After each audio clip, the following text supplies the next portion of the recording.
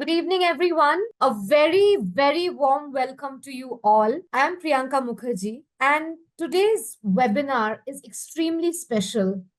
As you all know, that Cambridge has a presence in 170 plus countries with a legacy of hundreds of years. The whole objective of Cambridge has been to create that platform for teachers and learners where they can focus on their skill upliftment, learn from each other, and most importantly, focus on the implementation of that learning. Because when we implement learning, we move towards excellence. We are extremely elated to have with us Ms. Manju Surendran. She is a name synonymous with over 2 decades of experience in diverse capacities in the realm of education, with a professional trajectory that spans both national and international boards. Currently, the Director of Academics at Pravshri International Academy, Nashik's oldest and largest Cambridge curriculum school. I believe today's topic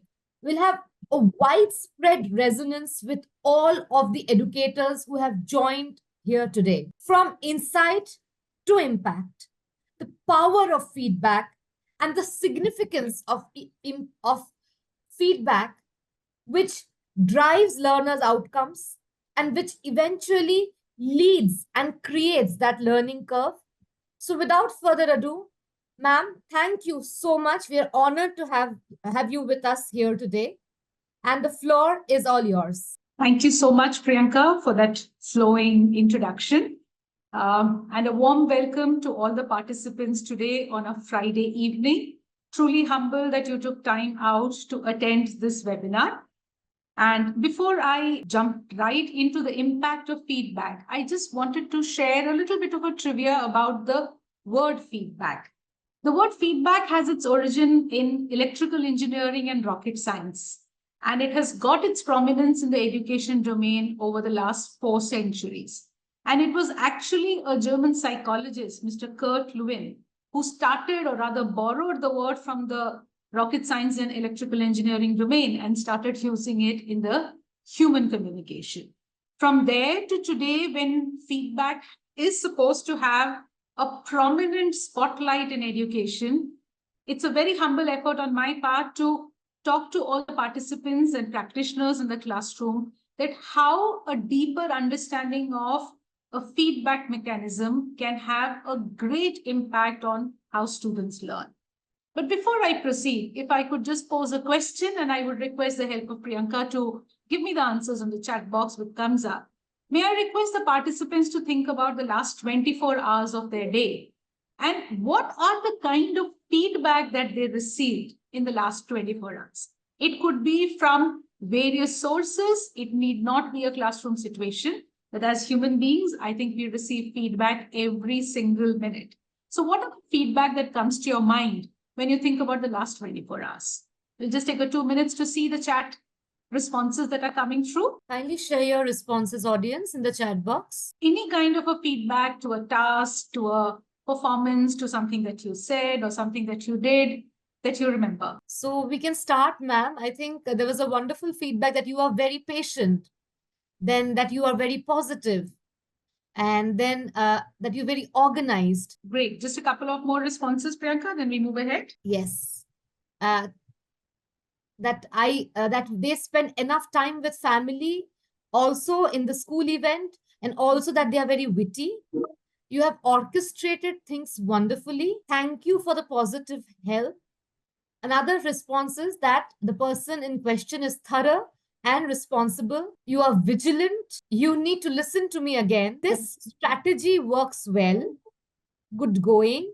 Specific and objective. The nature of the project. It was a stupendous Srujan 2024 at FIA today. Then approachable. Thanks for always being there. I think you are a problem solver, ma'am. I think we have quite a plethora of responses. That's lovely. So I think we got on a good start to make the participants think about the concept of feedback and everything that is associated with the feedback. So I will just post one more question. You can put the answers in the chat window, but we'll be moving ahead. When you think about the words that you have associated with feedback and what you put in the chat window, could you also think and validate that these feedbacks, did it help you to move ahead? Did it make you make any changes in a process or a strategy that you adopted? Did it require you to delete something completely? Did it lead to something new? Now, that's the point at which I want the participants to think before I move ahead into the webinar. So, your responses are most welcome. We'll be looking at that later, though. So, moving ahead, I would like to start with a powerful image to start with, basically. And I'm pretty sure that most of the participants would be wondering what has got a duck and a duckling to do with a feedback in a classroom situation. And I would like you to hold that thought while I move to another image. And the final image that I would like to share with you before I move ahead would be this. And I'm pretty sure a lot of you would have associated with what I wanted all of you to think and come to a conclusion too. All living beings learn, whether it is the animal kingdom or the humans. And in an animal kingdom, there is no beard to teach you how to give a feedback. Yet, a lion to its cub, or a duck to its duckling, and a bird trying to teach the young one how to fly ensure that the younger ones master it, whether how to prey, how to catch their prey, or how to waddle themselves in the water, or how to fly. They ensure that they are safely moving into a space where they have to be independent. And it is through the process of gradual, timely, specific feedback without the use of a human language that we have. So when you place this understanding and this analogy into a classroom, we as human beings and we as practitioners in a classroom have a very powerful tool in our hand, that is feedback, to ensure that the learners who are under our care are able to master the concept or able to perform to their best potential when we provide them feedback in a very structured manner. So what does the word feedback entail?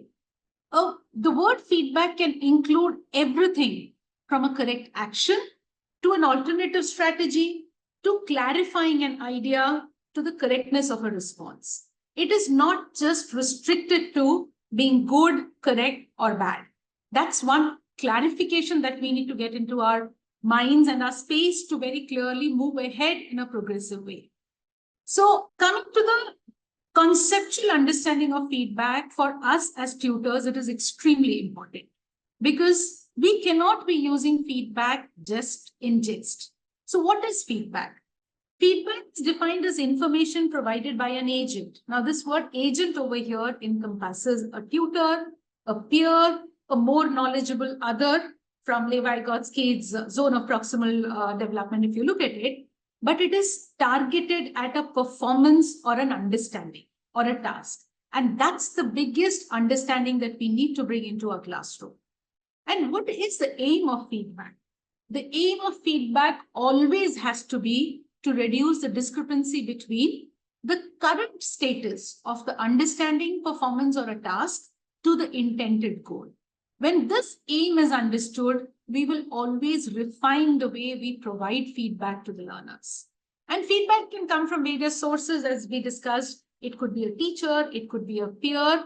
And once we move up in that level, could also lead to self-assessment of a feedback. So as very beautifully put across through their research by John Hattie and Timperley, they have termed it as feedback is conceptualized as information provided by an agent regarding aspects of one's performance or understanding. Moving ahead, and before I move ahead, I would definitely like to make a comment on the image that I have shared over here, a steaming hot cup of tea. Sounds very interesting on a Friday evening when all of you are joining me or a webinar here today. I'm pretty sure all of us remember the first time we learned how to make a cup of tea. None of us would have learned it from a recipe book and made a cup of tea. We would have definitely been instructed, tutored, and coached by an adult or a more knowledgeable other. The step-by-step process of making the first cup of tea, where you were told how to boil the water, at what point of time would you add the tea leaves? When do you add the sugar? And at what time, after a certain level, the tea leaves have been brewed, would you add milk? before you strain it and serve it in a cup of tea. Now, if the feedback about the tea is given with the first sip and you're told that you brewed it too much, we lost a golden opportunity to correct the process while it was happening. And that's the analogy I would like to bring into a classroom.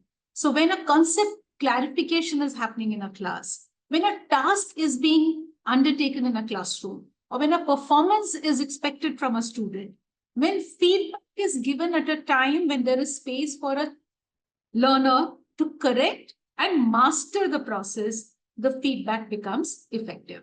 And that's an important aspect we always need to keep in mind when we are thinking about feedback and its impact for a learner. Before we move to more details about the feedback, it is also extremely important that we do a thorough understanding of what feedback is not.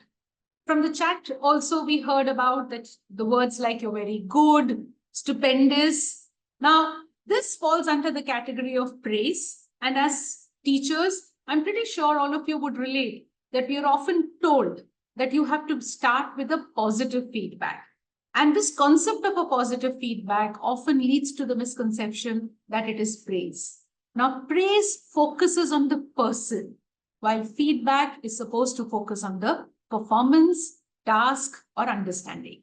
Hence, praise, reward, or punishment is never a feedback if we intend a learner to master something and reach the goal. So it is not about telling a student what to do, but rather it is guiding them to understand where they are in their learning journey. Going back to the analogy of making a cup of tea, if you were given a clear instruction to brew the tea leaves for just 4 minutes, and while you're doing it, and if you're making a mistake, your adult supervisor tells you that no, you're brewing it more than it is required, which may lead to the tea becoming sour or it may not taste good, you can correct it then. But if that space and that time is lost, the efficacy of feedback is also lost.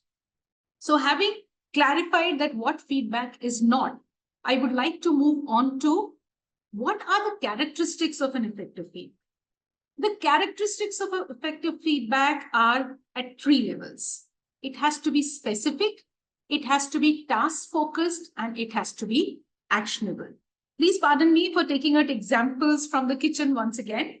The image is that of a mother trying to teach her young son how to make an omelette.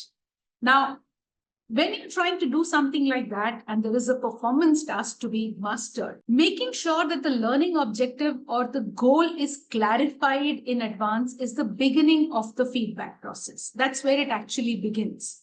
So what could be the learning outcome out of this process of making an omelette? Which the mother effectively clarifies to the child that we are looking at an edible omelette. It should not be burned. It must have the right ingredients, that is your salt, your pepper, and if you're adding celery or any other vegetables to it, and in what proportion it should be added. How much should you stir it before you put it onto the gas to make sure that it is cooked well. Now, this also starts from a place or a space that the child understands that it has to be cooked for it to become edible. So, feedback is starting from a place where there is a previous knowledge and you're building upon it. Now, in this process, if the mother gives the specific feedback, tells the child what actually he is doing and where it is going wrong and how it can be rectified, and she keeps the focus on the task and it is actionable, you're definitely going to see a fantastic omelette. But if you get frustrated and you say you just don't know how to do it, your hands are very clumsy, you don't know how to beat the egg, you're not focusing on the task or the action. You're rather focusing on the child. So that does not lead to mastery of a performance. In this, I would like to add the fourth element, the time. If feedback is provided at a time where a student can still use it to improve, the feedback becomes effective. Now, coming to an actual classroom situation, because I know most of our teachers would have this question in their head that when you are bogged down with a syllabus and a curriculum that needs to be implemented, there are pressures of completing a curriculum, there are events that happen, there are parental pressure. Where do I have the space and the time to do a feedback? I would also like to elucidate on this aspect that when you do a task in a class, think about the actual scenario. A child is made to do a task. Let's take an example from a mathematics domain. If a new concept is introduced and the teacher does a sum as a sample sum in the class, gets three more word problems done in the class, and then gives four sums as a home assignment, which is supposed to be an independent practice. The child brings back, if you're expecting them to bring and submit those work for the next day. By the time, effectively and very honestly speaking, the teacher corrects those books and gives it back to a child after 2 days, we actually lose the time for telling the child what has gone wrong in the mastery of the learning process. And this is something that we need to effectively correct in the process if we are looking at our students benefiting from the process of a feedback. So again, quoting John Hattie and Timberley over there, that it is most powerful when it is clear, purposeful, meaningful, and compatible with students' prior knowledge, and when it provides logical connections and it is not abstract. Moving on, again, a theoretical and a conceptual understanding of the 4 levels of feedback is something that I would like the practitioners to have an understanding on.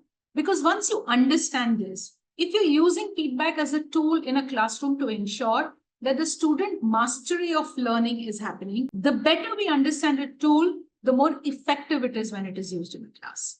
So there are 4 levels that you look at when you think about feedback as a process. It is at the task level, it is at the process level, it is at the self-regulation level, and the last one is the self. The first one, that is the task level, which is at the first step. It is about the task being correct or incorrect. Did the student meet the criteria is what you're looking at. So if I take an example from a language domain, it would typically sound like, if I give an example, that your paragraph meets the task requirement by describing a special place and includes sensory details. However, you're missing a description of how this place smells, which is part of the task. You will need to include that to fully meet the criteria.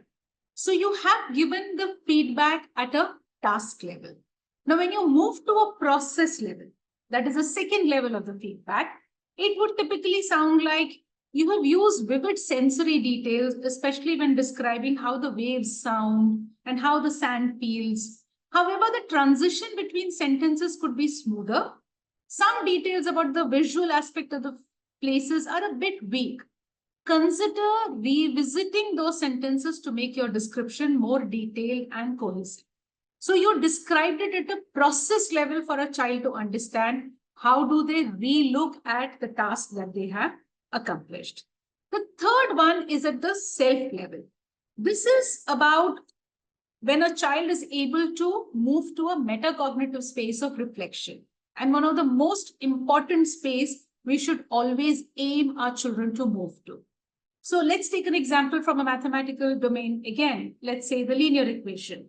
So if you're giving a feedback at a self-regulatory level, you would say that before moving to the next problem, take a moment to reflect. Did you verify each step in your solution to avoid simple arithmetic errors? Can you also think of other strategies to check your work, like substituting the value of x back into the original equation to consider your answer? And if you're able to give a feedback like that to a child, you're actually doing a great service by ensuring that the children move to the level of becoming independent learners, because metacognition is at the heart of it. The last one is the self level, which is the least effective because, again, it focuses on the personal attributes, something that we are all aware of. A classic example would be that you're really smart. If you keep working like this in mathematics, you will be the best student in the class. You will be a topper if you keep doing the work. I'm addressing the child's attribute. I'm not giving a feedback on the performance, the task, or the understanding, and helping a child to move from level 1 to level 2. Hence, the self level is the least effective and something that should be often avoided. Moving on to how can feedback be? For feedback to be effective, there are 3 questions that needs to be answered. And this is something that I would like all the practitioners and everybody who's here on the webinar today to keep as a holy mantra in their head. Whenever you consider feedback, it begins with, where am I going? That is, what are the goals? So it's directly linked to the learning objective. That is, the attainment of the learning goal defines how the feedback has to be given. Hence, you scope it, you narrow it down, and the feedback doesn't become vague. The second is, how am I going? What progress is being made towards the goal? Now, this question requires a very deeper understanding because it would require information related to the task or the performance goal in relation to some expected standard, that is a learning standard. Hence, feedback would be effective when it consists of information about the progress, how you progress from step 1 to step 2 and step 2 to step 3, and the goal is that you move to step 4. So the progress has to be included as information in the feedback when you answer this question. And the third question is the concept of moving ahead. That is, where next? What activities need to be undertaken to make it better? How to ensure there is progress happening? So this may include enhanced challenges, more self-regulation over the learning process, greater fluency, deeper understanding, and more information. That is, what is and what is not understood. So when we answer these three questions and we constantly run it as a dip test in our mind, that when I'm giving the feedback, am I able to put a tick on all these three important questions? That's how you make sure that the feedback becomes effective. Move to the last aspect that I would like to deal with. That is an understanding that feedback is for mastery of learning. So if this is a North Star to look at, it ensures that the tutor, the practitioner in the class is able to ensure the effectiveness of feedback to move children to a better level of cognitive excellence. Because the feedback is supposed to move beyond task and process to help students become self-regulated learners. Be it any board, be it a national board or an international board, every curricular goal expects students to become independent learners. That's an attribute and a trait that we all aspire our children to acquire. Now, if we want that to happen, we have to handhold them through the process of feedback. And for that, feedback as a mechanism, as a tool, needs to be understood theoretically to ensure that it leads to what you're expecting children to be able to do independently. As the next point, it very clearly says that it should foster independence in learning by encouraging students to monitor their own performance and set future goals. That would be the eventual goal of every curriculum that operates in the learning space. And feedback should be linked to mastery rather than just a task completion. So when we give a feedback to a child that you completed a task or you submitted your homework, it has got no impact in terms of the learning space. So move from there to looking at how do we focus on the mastery of a learning concept. So feedback build on something that already exists, like the example I gave you about making a cup of tea. So if I don't know that I'm supposed to brew the tea leaves and that understanding is not there, the fact that heat is required to boil water, I would not be able to teach a child how to make a cup of tea.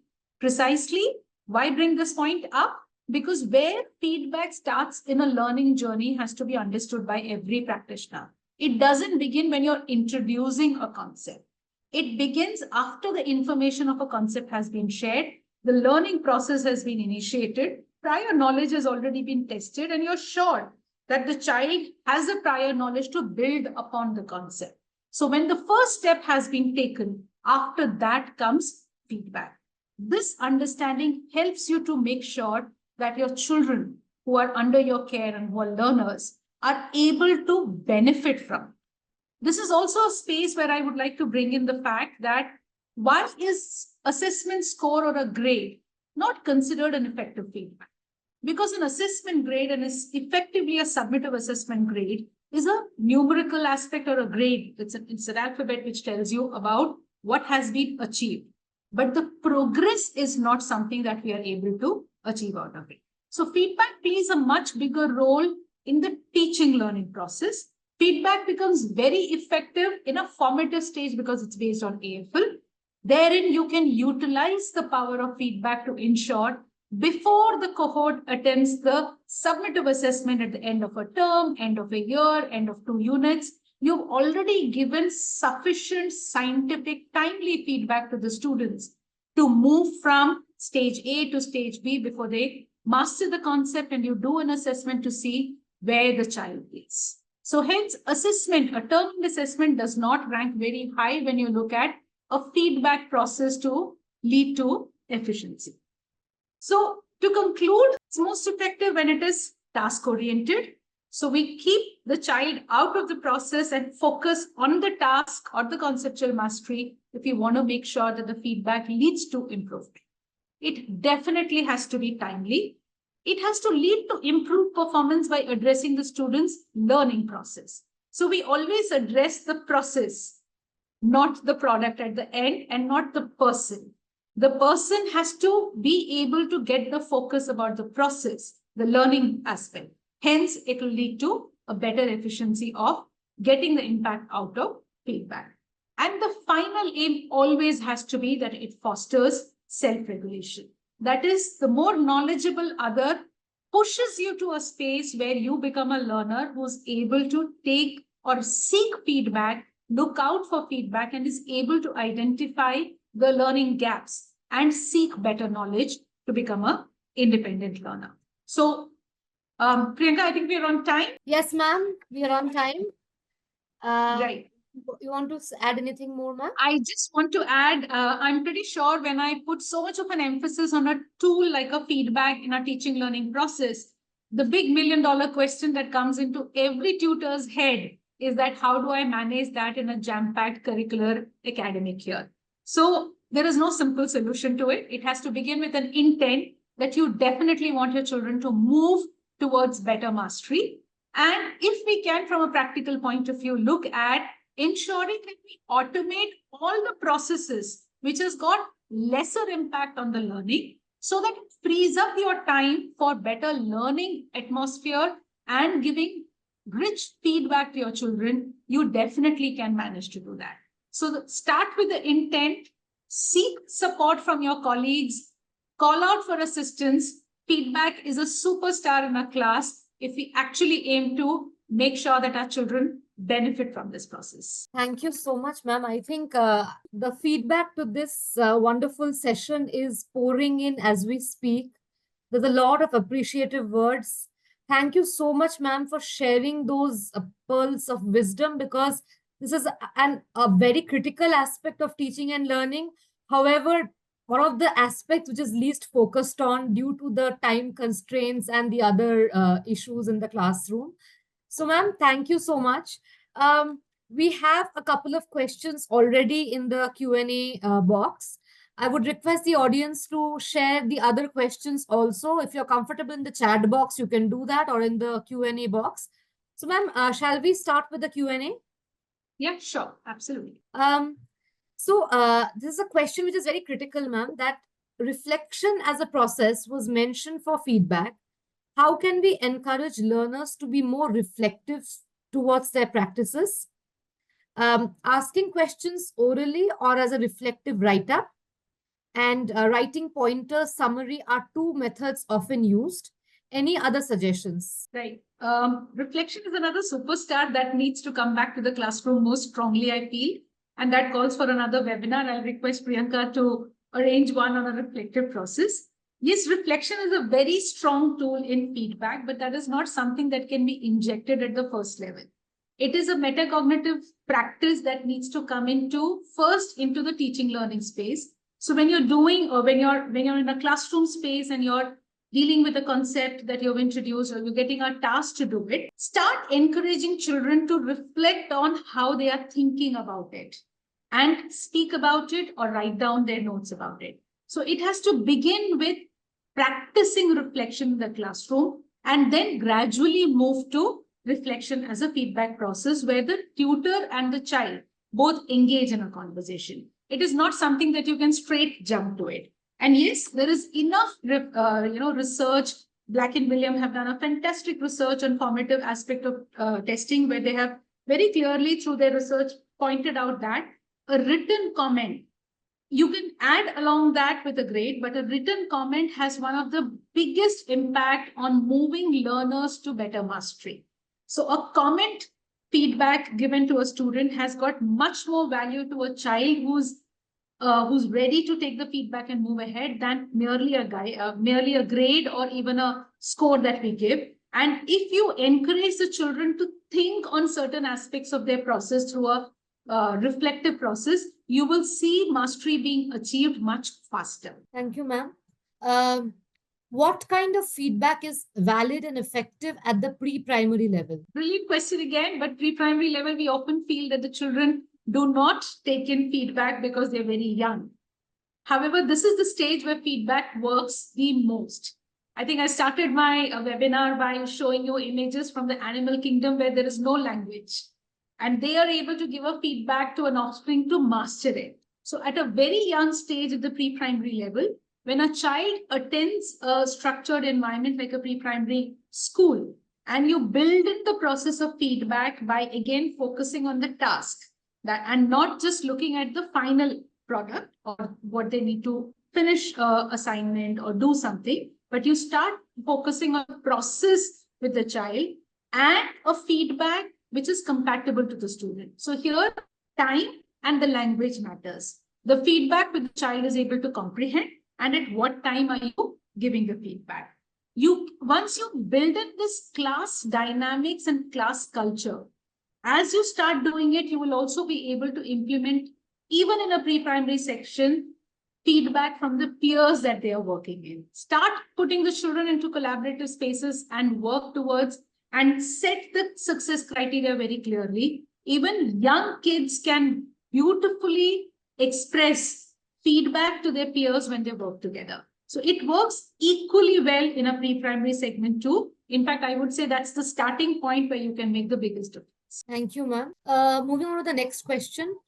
How would you define a constructive feedback? It could be from a teacher to a student or from another colleague. Just one word: task and process focused. That is the constructive feedback. So when your focus is on the performance of the student or even to a peer when you're giving, it could be a colleague that you're talking to and giving a feedback. When you scope it to the performance or the task and not aim it at the person, that's the beginning of the constructive feedback. And yes, we can always follow the sandwich policy of sandwiching it between two positive feedback. But when you define it objectively and not make it subjective and focus on the process and the task, it becomes a constructive. Now, moving on to the final question in the interest of time, how do we ensure that students meet a certain criteria by assessing them in which way, or what would you recommend when we try to establish a student gradation? How do we do that? So I think my biggest suggestion over here would be instructional clarity.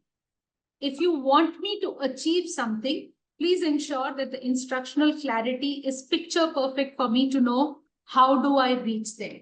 It's always the ambiguity in instruction which leads to a student not understanding how do I reach the final position. So the better the instructional clarity, and then comes the role of feedback after that, because feedback always happens after instruction. So make your instruction absolutely clear, goal-oriented and specific. Move to feedback. You will definitely see children are able to attain the mastery that we expect. Thank you, ma'am.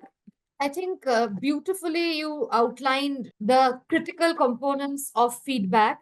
And I think what was wonderful is the kind of engagement we've had from the audience, ma'am. I think I would like to share the chat with you at the later point today, because they have been absolutely appreciative and effusive about the topicality and the importance of this session. And the kind of engagement we are seeing on a Friday evening is so heartening that it's wonderful. It keeps this initiative going. Thank you so much, ma'am, for picking this topic. I think that resonated with so many of the members of the audience. And the wonderful thing about what you touched upon today was what to give in a feedback and what does not constitute a constructive feedback. I think it's very important to even note what does not constitute a constructive feedback and how we need to give a specific feedback towards attaining a certain learning outcome. and the criticality of time in that whole scenario, and how to keep the feedback clear, concise, purposeful, and most importantly, meaningful. I think there are some wonderful takeaways for everyone here today, ma'am. And thank you, everyone, for joining in and sparing your valuable time on a Friday evening, which really shows your motivation to learn. And thank you so much, ma'am, for taking this session with us today. I think there are wonderful takeaways and wonderful implementation strategies in what we discussed today. So thank you. And your point is noted that we do need to reflect on having a session on reflection. So thank you. Thank you for putting it out there. And thank you so much again for doing this, ma'am. Thank you. It was a wonderful, wonderful session. Thank you. My pleasure, Priyanka, and I look forward to critical feedback from all of you on this Absolutely. session. Absolutely. Good. While we are sharing that, sorry to interrupt you, ma'am. Ma'am has also shared some wonderful articles with all of us. So I'm putting those links in the chat as we speak. I think these are certain articles that you can definitely go back to deepen your understanding of what constitutes feedback. So I'm putting the link in the chat box for everyone to access, and also sharing those articles as we speak. So again, audience members, thank you so much. Ma'am, over to you. Wanted to thank everyone, ma'am. Yes, thank you so much once again. I'm really impressed with the level of engagement and also the desire to be part of a webinar which is talking about feedback tells us that education is in safe hands. Thank you so much. Thank you, everyone. Thank you. See you on another webinar in a couple of days. Thank you. Bye. Bye, ma'am. Thank you.